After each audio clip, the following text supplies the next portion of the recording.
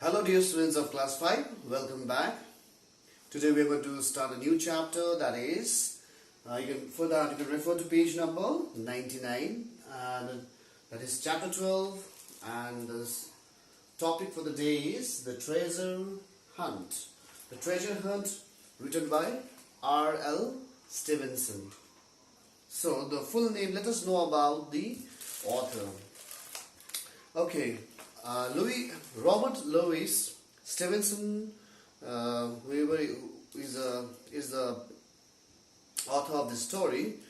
Let us know a little bit about his background. Okay, and he had suffered very poor health during his childhood and missed many days of schooling due to ill health.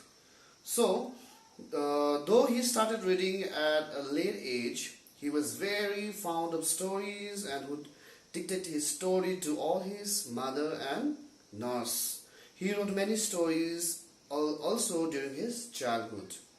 So this is one of the, as you can see in the textbook that is on page number 99, as this is one of the story that is written by, it is not a story, it is a small extract from a novel of R.L. Stevenson, that is from the novel that is Treasure Island.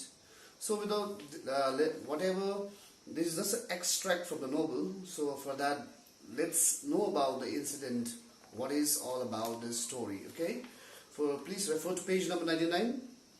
Okay, the treasure hunt is an extract taken from the novel Treasure Island, written in 1881 by R.L. Stevenson. The story of the novel is set in the days of sailing ships and pirates and depicts the adventure of Jim Hawkins and his search for buried treasure of an evil pirate, that is Captain Flint. So this is extract that is from the novel that is Treasure Island, and this the part whichever is the extract is taken it's a little earlier to that in the mid of the novel. It's an extract that is a little earlier to the before there is this is the earlier part from the novel. Okay, that is from the middle. It has been taken out, but the extract is not about the end, towards the end of the novel, or in the between the novel, the beginning of the novel, somewhere in the between it has been extracted. So let us know about the adventure or whatever the extract is all about. Okay, here the narrator is your narrator. We have got a narrator here, that is we read that it's the adventures of Jim Hawkins. So the narrator is here in this extract. The story is revealed, or story is told by Jim Hawkins. And who is Jim Hawkins? We are going to come to know while reading this extract. Okay, let us begin. I remember that day as if it were yesterday. So it is a very old memory, but still, when it comes in your mind, you think as if it is the narrator is saying that you feel like it was just a yesterday. Okay, so the old seaman walked in warily to the inn door. So there's slowly the introduction is coming of the game. He can recall those days which had occurred very long ago, but when you reflect back, it's just, you think it is just a yesterday. This one narrator is saying.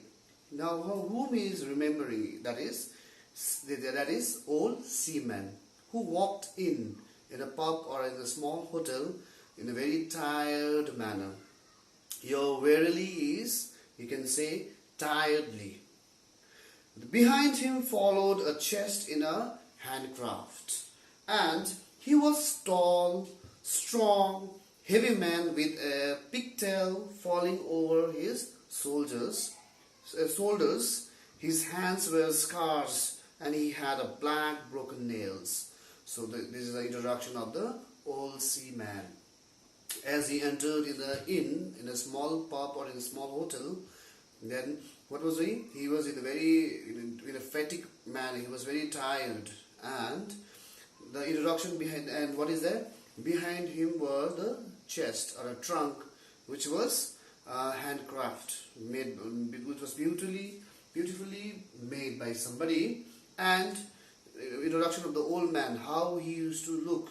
He was a tall, strong, heavy man with a pigtail. You know what is pigtail? There's a hair in the back falling over his shoulders, not shoulders, and his hands are all scars, all with a cut and all, and the nails were all black, broken, and it was looking very ugly and dirty.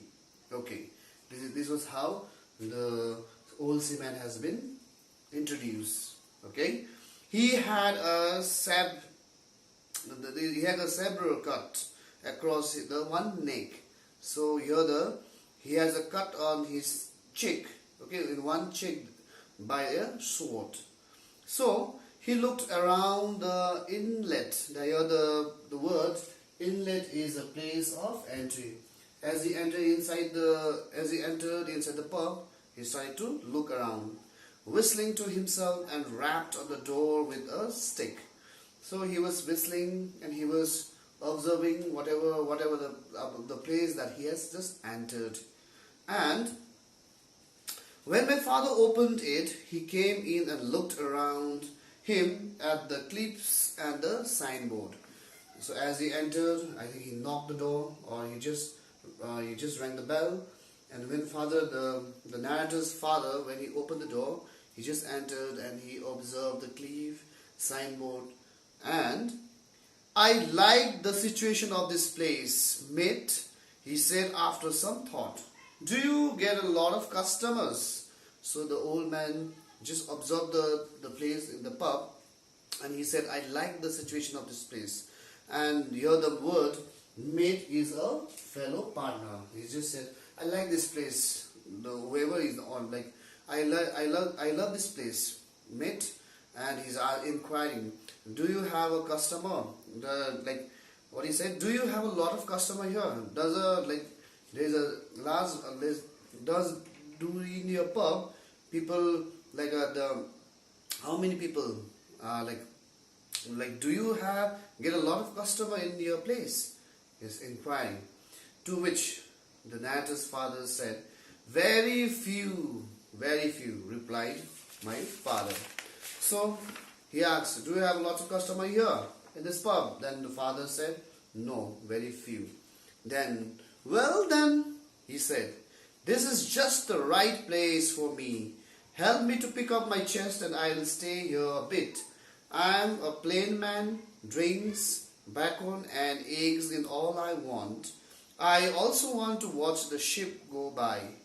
You might call me captain. So what he said, that means you have got very less visitors here. So I was looking for this place.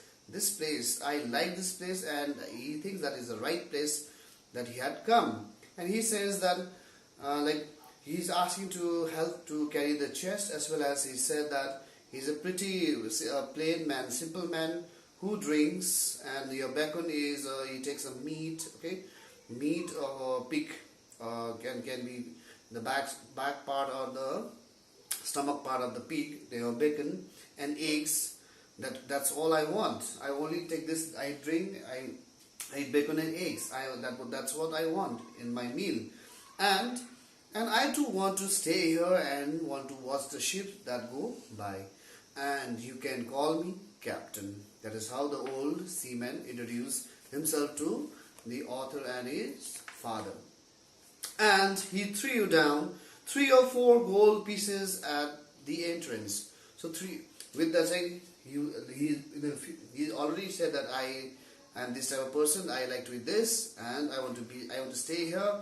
I want to see observe the ship go by, and after completing his introduction or his speech, he threw 3-4 gold coins at the entrance. he was a very silent man. Okay, we can say a man of few words.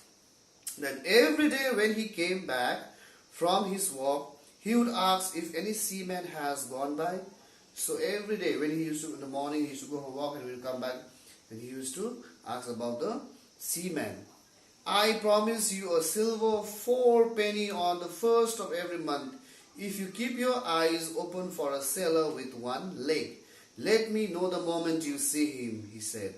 So now finally we came to know that the task was given to the narrator and to the narrator's family, saying that do keep your eyes open and make sure that if you see a seaman with a one leg, then do come to me and you give me the information. For that, what he said, he is going to pay silver 4 penny. Your 4 penny is a British coin. He is going to give a 4 penny. That is also in every month. If you do that job, you're going to get silver 4 penny every month. This is what he had said. And this is what he had informed to the owner of that pub, especially to the narrator. Okay, let me know the moment you see him, he said. The sailor with one leg began to hunt me. One stormy night, when the wind shook the four corners along the cove, I would see the one-legged sailor in 1,000 frightening forms. Like the narrator here is just exaggerating the thing. I just want to say that the task, whatever is given, means, or it was on his.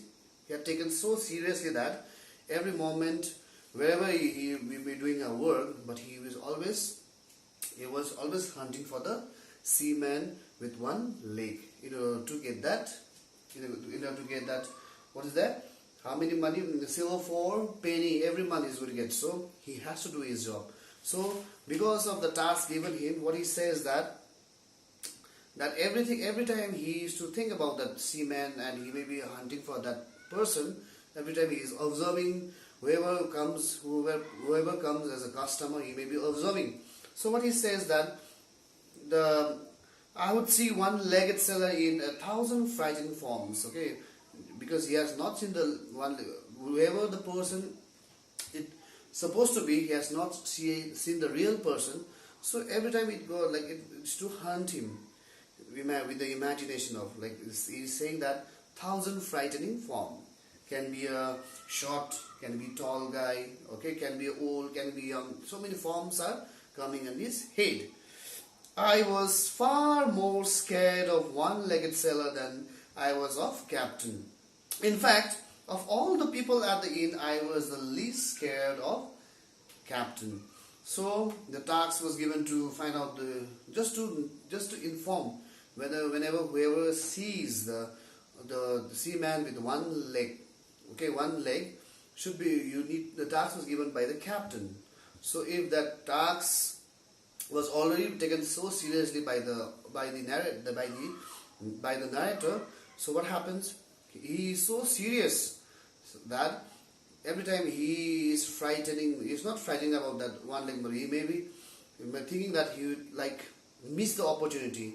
Okay, he may not, sometimes that person may pass by the pub or the inn due to his negligence. He may miss the opportunity. So that made him so scared. But here the narrator was not scared with the captain, what he is saying. He stayed at our inn week after week, month after month, till finally all the money he had given my father was used up. But my father did not have the courage to ask for more. So every month, whatever he had possessed, the money that he had given, he had stayed for a week after week, month after month. So every month you have to pay. So whatever the treasure or whatever the possession he had already given to the owner of the inn. That is the author's father. Now nothing was left out, because the old seaman, nothing was left with him, because now he is empty-handed. Now he has an empty hand. He has nothing to give in place of the rent or whatever the hospitality was served in that inn. Okay, but like for a few months, maybe he was not paying the rent or the whatever the things that he was having as in the hospitality. But what happens? The father of the inheritor was not courageous to ask. He dared to go and ask the money to the captain. So here I want to wind up here itself. So we'll meet you in the next video with continuation of this chapter. Okay, thank you.